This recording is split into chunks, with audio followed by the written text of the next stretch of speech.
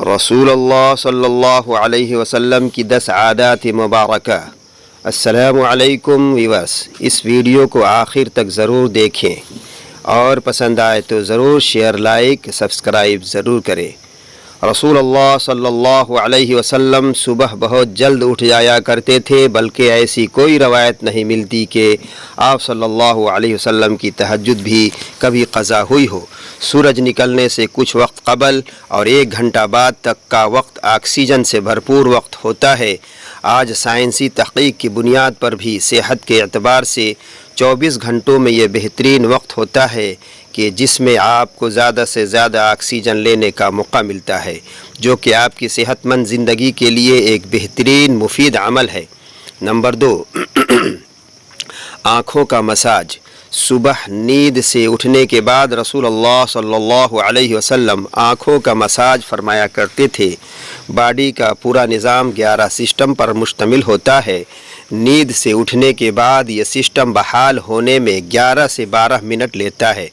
اگر آپ آنکھوں کا مساج کرتے ہیں تو یہ سسٹم 10 سے 15 سیکنڈ میں فوراً بحال ہو جاتا ہے۔ نمبر 3، بستر پر کچھ دیر بیٹھے رہنا۔ رسول اللہ صلی اللہ علیہ وسلم بستر سے اٹھ کر کچھ دیر بیٹھے رہتے تھے اور معمول تھا کہ 3 دفعہ سورہ اخلاص پڑھتے تھے، کہ جس کو پڑھنے میں تقریباً 1 منٹ صرف ہوتا ہے۔ آج کل سائنس بتاتی ہے کہ ہمارے دماغ میں ایک کیپلری ہے، جس کے ایک حصے سے دوسرے حصے کے لیے بلڈ کے لیے ایک پل بنتا ہے۔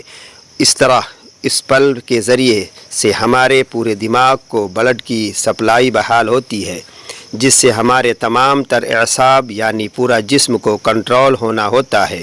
اگر کوئی شخص صبح بیدار ہونے پر اچانک اٹھ کر چل دے جبکہ ابھی برین میں بلڈ کی سپلائی بحال نہیں ہوئی ہے، تو اس شخص کو یہاں برین ہیمریج ہو سکتا ہے، یا وہ برین کے کئی دوسرے پیچیدہ مسائل کا شکار ہو سکتا ہے، کہ جس میں اچانک جسم کے کئی حصوں کا مفلوج ہونا، فالج بھی شامل ہے۔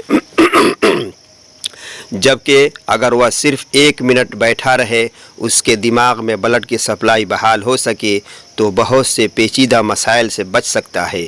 یہ باقاعدہ ایک سائنس ہے اور ایک حدیث مبارکہ کے پیچھے بہت سے پروفیسر ڈاکٹرز کی ریسرچ شامل ہے، کہ جس میں غیر مسلم ریسرچ نے بھی اتفاق کیا ہے کہ ہمیں محمد صلی اللہ علیہ وسلم کی اس سنت کے مطابق صبح اٹھنے کے بعد کچھ دیر بیٹھے رہنا چاہیے۔ اس کا فائدہ یہ ہے کہ دماغ پوری طرح سے ایکٹو ہو کر ہمارے جسم کی بھرپور رہنمائی کے قابل ہو جاتا ہے۔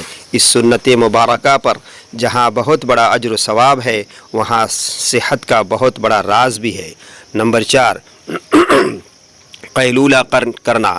آپ صلی اللہ علیہ وسلم کی عادات مبارکہ تھی کہ دوپہر کے کھانے کے بعد 1 گھڑی کے لیے 20 سے 25 منٹ آپ صلی اللہ علیہ وسلم لیٹ جایا کرتے تھے۔ اس کا فائدہ یہ ہے کہ تقریباً 68% افراد میں جب وہ لنچ کرتے ہیں تو ان کا معدہ تھوڑی مقدار میں الکحل پیدا کرتا ہے۔ ایسے میں اگر انسان چل پھر رہا ہو تو وہ چکرا کر گر سکتا ہے، یا اس پر خمار کی سی کیفیت طاری ہو سکتی ہے۔ یہی سبب ہے کہ آپ ہمیشہ دوپہر کے کھانے کے بعد اپنے آپ کو تھوڑا سا بوجھل محسوس کرتے ہیں۔ اگر ہم کچھ دیر لیٹ جائیں تو الکحل سے پیدا ہونے والے خمار کا ذہن پر زیادہ دباؤ نہیں آئے گا اور وہ باڈی فنکشن کے لیے زیادہ فعال رہے گا، اور ہم کسی بھی طرح کے حادثات سے بچ سکتے ہیں۔ اس کے علاوہ بھی اس سنت مبارکہ پر عمل نہ کرنے کی صورت میں بہت سے صحت کے مسائل کا خدشہ رہتا ہے۔ چونکہ یہ بات آج تقریباً تحقیقات سے ثابت شدہ ہے، اس لیے دنیا بھر کے ممالک میں بیشتر 1 سے 2 یا 3 بجے تک دوپہر کا وقفہ کیا جاتا ہے، تاکہ لوگ لنچ کے بعد کچھ قیلولہ کر سکیں۔ آج پورا یورپ رسول اللہ صلی اللہ علیہ وسلم کی سنت کو عملاً اپنے رائے ہوئے ہیں، اور پورے یورپ میں دوپہر 1 سے 3 بجے تک کا وقفہ ہوتا ہے۔ انہوں نے سنت رسول صلی اللہ علیہ وسلم پر ریسرچ کی، اپنایا اور ہم سے کہیں بہتر صحت کا معیار رکھتے ہیں۔ نمبر 5، کھانے سے پہلے پھر کھانے سے پہلے پھل نوش فرمانا۔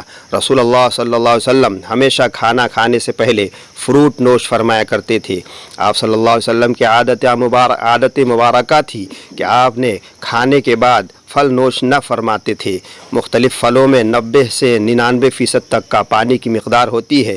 آپ صلی اللہ علیہ وسلم چونکہ کھانا کھانے کے بعد پانی پینے سے منع فرمایا ہے، جبکہ کھانے سے قبل پانی پینے کی ترغیب دلائی ہے، اس لیے مختلف پھل بھی چونکہ پانی کی بہت زیادہ مقدار رکھتے ہیں، اس لیے ان کو کھانے سے پہلے کھانے سے جسم اور خاص طور پر معدہ اور آنتوں کو توانائی ملتی ہے، کیونکہ کھانے کو ہضم کرنے میں معدہ اور آنتوں کا بہت اہم کردار ہوتا ہے، اور یہ عمل ان کی کارکردگی بڑھانے میں ان کے لیے مددگار ثابت ہوتا ہے۔ اور یہ بات بھی سائنسی مشاہدات سے ثابت شدہ ہے کہ فروٹ میں موجودہ غذائیت سے خالی معدہ کو زیادہ فائدہ ہوتا ہے۔ نمبر 6، غذا کے بعد پانی نہ پینا۔ رسول اللہ صلی اللہ علیہ وسلم کبھی بھی کھانے کے بعد پانی نہ پیتے تھے۔ آج علم و تحقیق سے جو باتیں سامنے آئی ہیں ان سے پتہ چلتا ہے کہ اس سنت مبارکہ پر عمل نہ کرنے کے اس قدر نقصانات ہیں کہ گمان بھی نہیں کیا جا سکتا۔ جب ہم کھانے کے بعد پانی پیتے ہیں تو کھانے میں جس قدر بھی فیٹس ہوتے ہیں وہ کھانے سے نکل کر معدے کے اوپر والے حصے کی طرف آ جاتے ہیں۔ باقی کھانا ہاضمے کے دوسرے مرحلے کے لیے چھوٹی آنت میں چلا جاتا ہے، اور اس طرح معدے میں رہ جانے والا فیٹ اور پروٹین معدے کے اندر انتہائی نقصان دہ کینسر پیدا کرتے ہیں، جبکہ ان سب کو کھانے کے ساتھ مکس ہو کر نظام انہضام کے اگلے مرحلے میں جانا تھا۔ ہم نے پانی پی لیا یا فروٹ کھا لیا تو ہماری صحت کی بربادی کے لیے معدہ ہی میں رہ گئے۔ ایک حدیث رسول اللہ صلی اللہ علیہ وسلم کا مفہوم ہے کہ اگر کھانا کھا لینے کے بعد پانی کی حاجت ہو تو محض چند ایک گھونٹ پانی پی لو، اس کے بعد روٹی کا ایک لقمہ کھا لو۔ جاپانی ریسرچ ہے کہ کھانے کے بعد پانی پینے سے جو فیٹ اوپر آ رہے تھے وہ آپ نے بعد میں لقمہ کھا لیا تو فیٹس کے اوپر آنے کا سلسلہ نہ صرف وہیں رک جاتا ہے بلکہ دوبارہ غذا کا حصہ بن جاتے ہیں۔ اس لیے کھانا کھانے کے بعد پانی ہرگز نہیں پینا چاہیے، جو فیٹ میں نہ صرف کینسر، تیزابیت، بدہضمی کا باعث بنتے ہیں بلکہ بہت سے دل کے امراض کا تعلق بھی اس سنت مبارکہ پر عمل نہ کرنے کے سبب سے ہی ہے۔ نمبر 7، وضو۔ ہم دن میں 5 فرض نمازوں کے لیے کم از کم 5 بار وضو کرتے ہیں، کیونکہ وضو کے بغیر نماز نہیں ہوتی، اور منہ، ناک، ہاتھ، بازو، سر اور پاؤں دھوئے بغیر وضو نہیں ہوتا۔ یعنی دن میں 5 بار ہم جسم کے ان تمام اعضاء کو دھوتے ہیں۔ وضو میں ہم جسم کے تمام ظاہری اعضاء دھوتے ہیں کہ جن پر مٹی اور کاربن لگ جاتی ہے۔ آج سائنسی مشاہدات یہ بات ثابت کرتے ہیں کہ جسم کے جن اعضاء پر مٹی کا کاربن لگ جاتی ہے تو اگر ان کو صاف نہ کیا جائے، وہ جسم کے اس حصے پر زیادہ دیر لگے رہے تو ان اعضاء اور دماغ کا کنیکشن کمزور ہو جاتا ہے، یعنی جسم کا اعصابی نظام کمزور ہو جاتا ہے، چونکہ مسلسل دماغ کو یہ پیغام بھیج رہے ہوتے ہیں کہ جسم پر کوئی چیز آ گئی ہے اور اس کی صفائی کا اہتمام کیا جائے۔ اگر ایک شخص صبح منہ دھوتا ہے اور اس کے بعد شام میں آ کر دھوتا ہے تو اس کے اعضاء اور دماغ کا تعلق کمزور پڑ جاتا ہے، جس سے بعد میں بہت سے اعصابی مسائل کا شکار ہو سکتا ہے۔ اسلام کم از کم دن میں 5 بار آپ کے اعضاء کی صفائی کا بندوبست کرتا ہے، اور جمعہ کے روز ناخن، زیر ناف اور بغلوں کے غیر ضروری بال کاٹنے سمیت مکمل صفائی کا اہتمام کرتا ہے۔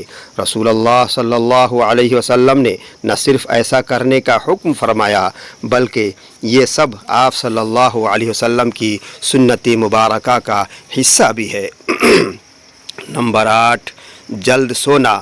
رسول اللہ صلی اللہ علیہ وسلم کی ایک اور عادت مبارکہ یہ بھی تھی کہ آپ صلی اللہ علیہ وسلم رات میں جلد سو جایا کرتے تھے۔ عموماً آپ صلی اللہ علیہ وسلم نماز عشاء کے فوراً بعد سو جایا کرتے تھے، یعنی رات جلد سونا اور صبح جلد اٹھنا آپ صلی اللہ علیہ وسلم کے معمولات میں شامل تھے۔ ہماری بایولوجیکل واچ چونکہ ہمارے پورے جسم کے نظام کو منظم کرتی ہے، جب یہ باہر اندھیرا دیکھتی ہے تو آپ کے جسم کو سونے کا سگنل دیتی ہے، جسم کو تیاری کے لیے یہ 1.5 سے 2 گھنٹے کا ٹائم دیتی ہے کہ اس وقت تک آپ کو لازمی سونا ہے۔ نوٹ کیجئے کہ نماز مغرب اور نماز عشاء میں بھی تقریباً اتنا ہی دورانیہ ہوتا ہے۔ اس کا فائدہ یہ ہوتا ہے کہ آپ کے جسم کے اندر بایولوجیکل واچ کے تحت ایک ڈاکٹر جاگ جاتا ہے جو آپ کے پورے جسم کی مینٹیننس کرتا ہے۔ اگر کہیں زخم آ گیا ہے تو وہ اس کو ریپیئر کرے گا، اگر جگر یا کسی اعضاء میں کچھ مشکل ہے تو اس پر کام کرے گا، بلکہ سونے کے بعد سب سے پہلے جگر ہی پر کام ہوتا ہے۔ اور جو جگر کے مریض ہیں ان کے لیے یہ رائے بھی ہے کہ جہاں وہ اپنا علاج کرا رہے ہیں وہ اپنی جگہ لیکن اپنے نیند کے نظام کو بہتر کر کے اپنے جسم کے ڈاکٹر کو علاج کا موقع دیجیے اور پھر اس کے ثمرات دیکھیے۔ رات 10 بجے سے 12 بجے تک جگر اور اس کے ارد گرد کے اعضاء کی مینٹیننس ہوتی ہے اور اس کے بعد درجہ بدرجہ پورے جسم کے مینٹیننس ہوتی ہے، اور یہ عمل روزانہ کی بنیاد پر ہوتا ہے۔ اللہ رب العزت نے آپ کے جسم میں ایک آٹومیٹک نظام رکھا ہے، اور یہ نظام تب کام کرتا ہے جب آپ جلدی سونے کی عادت اپناتے ہیں۔ عہد جہالت میں عربوں میں ایک رواج تھا کہ رات کے کھانے کے بعد ان کے یہاں شعر و شاعری اور دیومالائی کہانیوں کے محفلیں ہوتی تھیں جو رات گئے 2 بجے تک چلتی رہتی تھیں، اور اس ماحول میں رسول اللہ صلی اللہ علیہ وسلم کا رات جلدی سونا بھی ان کے نزدیک ایک قابل اعتراض عمل تھا۔ یہ تو عہد جہالت تھا، لیکن آج ماڈرن ایج کا دعویٰ کرنے والے ہم مسلمانوں کے یہاں بھی دیر تک جاگنے کو نہ صرف قابل اعتراض نہیں سمجھا جاتا بلکہ کچھ حد تک تو قابل فخر بھی جانا جاتا ہے۔ عہد جہالت کی محفلوں کی جگہ آج ماڈرن انٹرنیٹ اور سیٹلائٹ ٹیکنالوجی لے لی ہے، لیکن جلدی سونا رسول اللہ صلی اللہ علیہ وسلم کے معمولات میں تھا، کیونکہ جسم کے اندرونی ڈاکٹر کی افادیت سے واقف تھے، اور یہی وجہ ہے کہ پوری حیات مبارکہ میں رسول اللہ صلی اللہ علیہ وسلم ایک لمحے کے لیے بھی بیمار نہیں ہوئے۔ نمبر 9، مسواک کرنا۔ رسول اللہ صلی اللہ علیہ وسلم مسواک کو بہت پسند فرمایا کرتے تھے، اور خصوصاً دن میں 5 دفعہ ہر نماز میں وضو کے ساتھ تو ضرور اس کا اہتمام فرماتے تھے۔ اس کے علاوہ بھی جب گھر تشریف لاتے کسی محفل میں حاضری سے پہلے غرض موقع بے موقع مسواک کا اہتمام کرتے اور مسواک کو بہت محبوب رکھتے تھے۔ ہوتا یہ ہے کہ جب ہم کھانا کھاتے ہیں تو دانتوں کے درمیان کھانے کے کچھ نہ کچھ ذرات ضرور رہ جاتے ہیں، اور کھانے کے 1 گھنٹے بعد ان میں بیکٹیریا پیدا ہو جاتے ہیں۔ محسوس کیجیے گا کہ دانتوں میں رہ جانے والے ذرات 2 گھنٹوں پر نرم ہو جاتے ہیں، اور اس کی وجہ یہ بیکٹیریا ہی ہیں۔ اس لیے ہمیں کہا گیا ہے کہ کھانے سے پہلے اور بعد میں سونے سے پہلے بعد مسواک کا اہتمام کیا جائے، ورنہ یہ آپ کے ہارٹ اٹیک کا بھی سبب بن سکتی ہے۔ آج امریکہ اور مغربی ممالک میں صبح اٹھتے بغیر دانت منہ صاف کیے کھانے پینے کا رواج عام ہے، جو ان میں طرح طرح کی بیماریوں کا سبب بن رہا ہے۔ آسٹریلیا کی ایک یونیورسٹی نے ہارٹ اٹیک کی 500 مریضوں پر ریسرچ کی۔